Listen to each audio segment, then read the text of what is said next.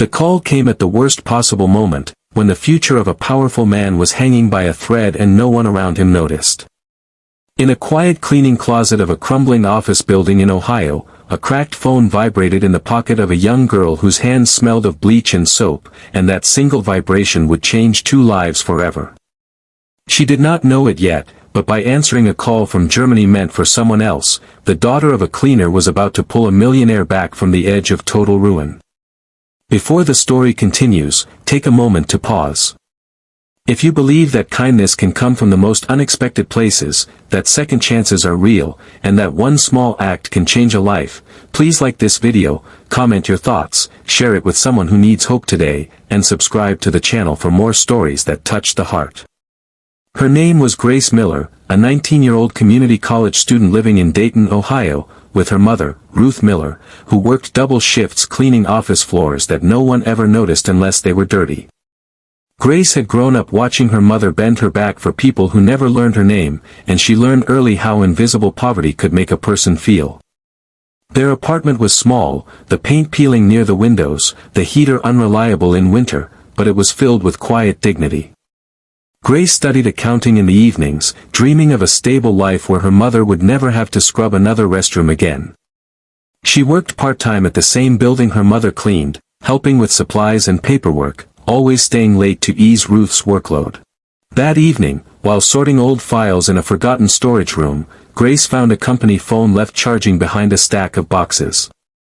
It rang once, stopped, then rang again with an unfamiliar international code.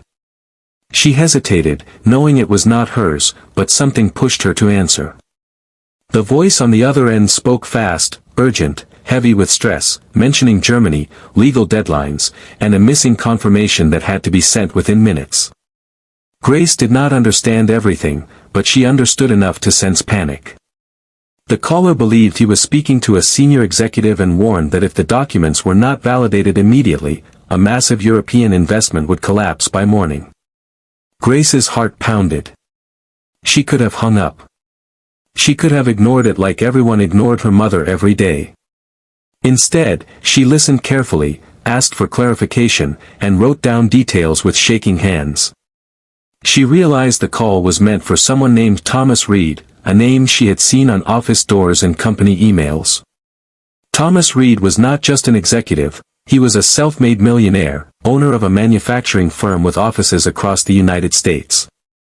What Grace did not know yet was that Thomas Reed was at that very moment spiraling toward disaster, overwhelmed by betrayal and exhaustion.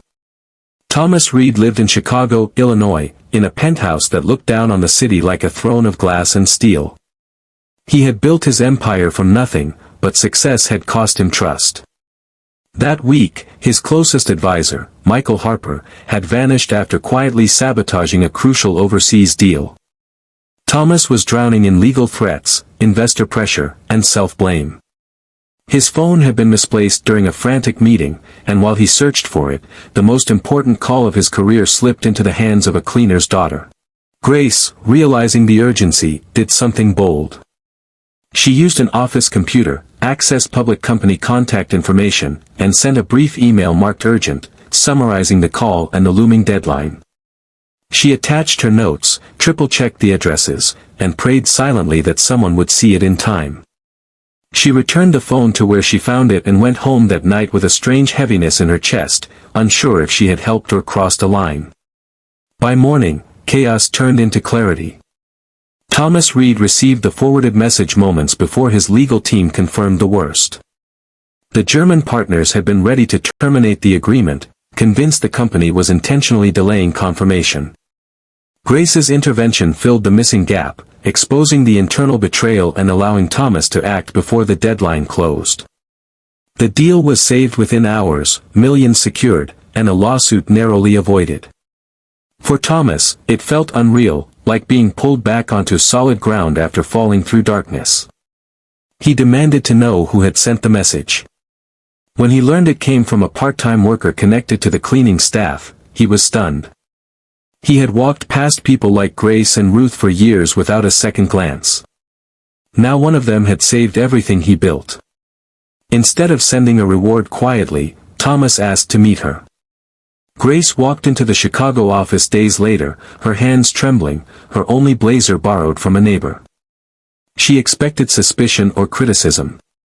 Instead, she found a man who looked tired, humbled, and deeply affected. Thomas listened as she explained how she answered the call, how she simply felt it was wrong to ignore someone in distress. There was no pride in her explanation, only honesty. That sincerity shook him more than any courtroom threat ever had. Thomas began to investigate the betrayal within his company and cut ties with those who had nearly destroyed it. But he did not forget Grace. He learned about her studies, her mother's years of cleaning floors in silence, and the quiet sacrifices behind their survival. He saw in Grace something he had lost along the way, integrity untouched by power. Weeks later, Thomas created a scholarship program under his company, starting with Grace, covering her education fully and offering her a paid internship with mentorship. Ruth Miller was offered a managerial role in the company's facilities department, with fair pay and respect she had never known. For the first time, Ruth came home without aching hands, and Grace studied without fear of tuition bills.